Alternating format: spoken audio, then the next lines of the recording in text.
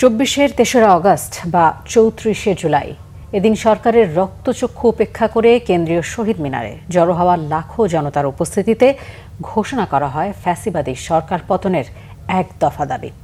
সর্বাত্মক আন্দোলনে ঝাঁপিয়ে পড়ার ডাক দেন বিএনপি মহাসচিব। অন্যদিকে আন্দোলনের তীব্রতায় ঘাবড়ে গিয়ে ছাত্রদের সাথে আলোচনার আহ্বান জানান তৎকালীন ফ্যাসিস্ট প্রধানমন্ত্রী শেখ হাসিনা। নাবিল জাহাঙ্গীরের রিপোর্ট।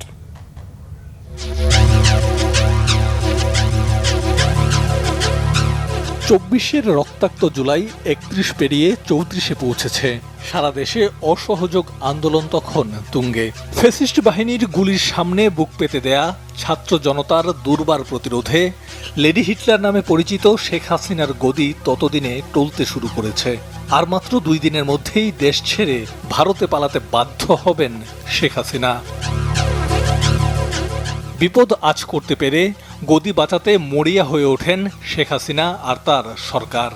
হার্ড লাইনে ব্যর্থ হয়ে এবার মাঠে নামানো হয় আওয়ামী লীগের সফট পাওয়ার।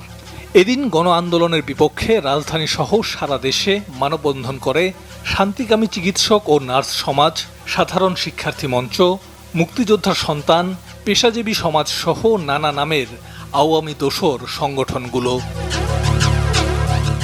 জনরোষে আতঙ্কিত হয়ে পড়ে সরকার। কারফিউ অব্যাহত রাখার ঘোষণা দেন তৎকালীন স্বরাষ্ট্রমন্ত্রী আসাদুজ্জামান খান।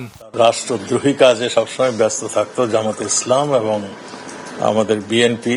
তাদেরই আসন্ন পতনের শঙ্কায় দিশেহারা শেখ হাসিনা গণভবনে ফ্যাসিবাদের দোসর, পেশাজীবী সমন্বয় পরিষদের কেন্দ্রীয় নেতৃবৃন্দ, সরকারি বেসরকারি বিশ্ববিদ্যালয়ের উপাচার্য ও শিক্ষক এবং কলেজের অধ্যক্ষদের সঙ্গে গণভবনে মতবিনিময় করেন। ছাত্রদের সঙ্গে আলোচনার ইচ্ছা প্রকাশ করেন তিনি। আমি তাদের সাথে কথা বলতে চাই। অন্যদিকে ফ্যাসিস্ট সরকারের কফিনে শেষ পেরেক ঠুকে দেওয়ার প্রস্তুতি চলছে। ঐতিহাসিক এই দিনে ছাত্রদের যৌক্তিক আন্দোলনে সব ধরনের সহযোগিতা দেওয়ার ঘোষণা দেন বিএনপি মহাসচিব মির্জা ফখরুল ইসলাম আলমগীর।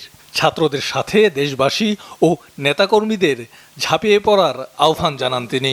এই আন্দোলনে আমাদের শুধু সমর্থন নয়, আমাদের সর্ব রকমের সহযোগিতার সহমত তাদের সঙ্গে থাকবে। দেশের সকল নেতাকর্মীকেও আমরা এই আহ্বান জানাতে চাই যে ছাত্রদের এই যৌক্তিক আন্দোলনে সকলের সর্বাত্মক সহযোগিতা প্রদান করা। স্বৈরাচার সরকারের পদত্যাগের দাবি করে অন্তর্বর্তী সরকারের কাছে ক্ষমতা হস্তান্তরের দাবি জানায় গণতন্ত্র মঞ্চ।